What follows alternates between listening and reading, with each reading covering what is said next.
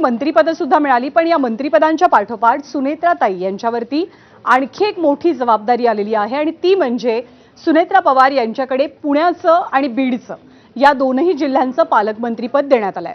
अजित पवार आणि त्यांच्या राष्ट्रवादी काँग्रेससाठी पुण्याचं पालकमंत्रीपद विशेष महत्त्वाचं होतं।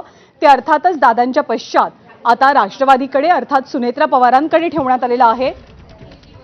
तर तिकडे बीडमध्ये धनंजय मुंडे जर बदललेल्या राजकीय परिस्थितीमध्ये आता मंत्री बनले तर ते जिल्ह्याचे पालकमंत्री होतात की पंकजा मुंडेंना बीडच्या पालकमंत्री पदाची जबाबदारी मिळते, याची सुद्धा चर्चा रंगू लागलेली होती।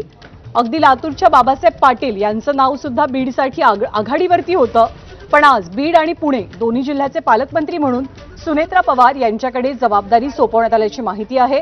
अजित पवार यांचं बीडला बारामती करण्याचं स्वप्न आता सुनेत्रा पवारांच्या माध्यमातून पूर्ण होणार का, हेही पाहणं महत्त्वाचं असेल।